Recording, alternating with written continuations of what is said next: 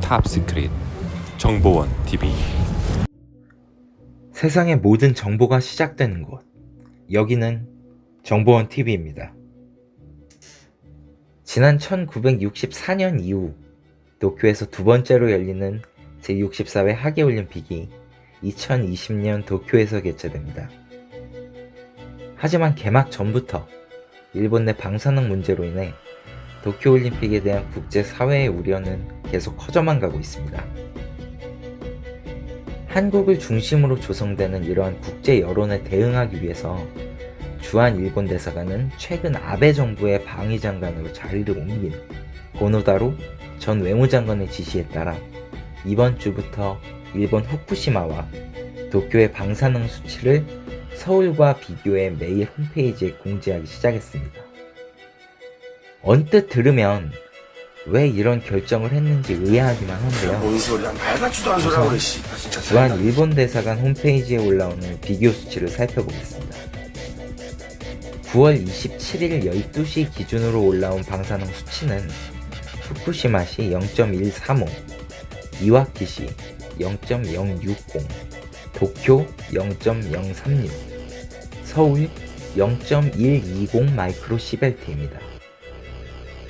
한국과 일본의 방사선량에 큰 차이가 없다는 것인데요. 아무래도 뭔가가 이상합니다. 일본 외무성의 이런 주장은 과연 사실일까요? 야! 왜 마음대로 풀어야 해? 통상적으로 방사능 농도를 측정할 때는 대기, 토양, 해수 이 세 가지가 기준이 되는데요. 일본 대사관 홈페이지에 올라온 수치는 대기 중 방사능 수치를 분석한 공간 방사선량만을 나타내고 있습니다.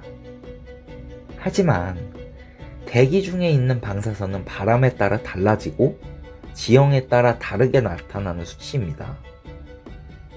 화강암 지대인 한국이 공간 방사선량이 약간 높고 해안가나 섬지역인 일본이 낮게 측정되는 것은 지극히 자연스러운 현상입니다. 중요한 것은 토양과 오염수의 방사능 수치입니다. 원전 폭발 이후 후쿠시마의 아동 갑상선암 발병률이 일본 평균의 최고 58배에 이른다고 하는데요. 2017년 도쿄 건강안전연구센터의 조사에서는 도쿄의 토양에서 기준치의 4배가 넘는 방사능 물질이 검출되었었습니다. 하지만 그로부터 불과 2년이 지난 2019년에는 한국보다 방사능 수치가 현저히 낮다는 것이 말이 될까요? 한마디로 어이가 없습니다. 이런 발표를 지시한 고노다로 전 일본 외무상은 일본의 방사선량에 대한 한국의 관심과 부정적 여론이 커졌기 때문에 대응한다고 이야기했는데요.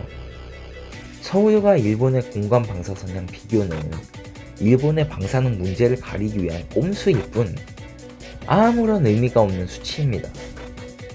아베와 일본 정부가 이런 꼼수로 국제사회를 농락한 국리를 하고 있을 때 오늘도 방사능에 오염된 환경에서 생활하며 후쿠시마에서 생산된 농수산물을 섭취하고 있는 일본 국민들은 아무것도 모른 채 여러가지 질병에 걸리고 내부 피폭을 경험하며 살아가고 있습니다.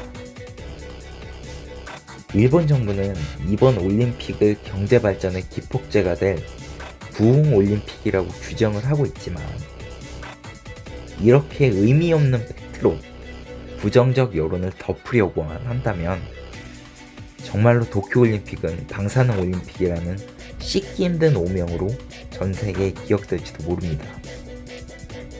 실제로 도쿄올림픽이 시작되면 후쿠시마산 농수산물이 선수촌의 식재료로 공급되고 원전 폭발 사고 이후 처리하지 못한 방사능 오염토가 쌓인 곳과 불과 200여 미터 떨어진 곳에 위치한 경기장에서 소프트볼과 야구 경기가 열리게 됩니다. 한국과의 껍데기뿐인 수치 비교가 아니라 국제사회가 인정하고 안전에 대한 우려를 지울 수 있는 근본적인 대책과 위험성에 대한 근거 있는 해답이 필요할 때입니다.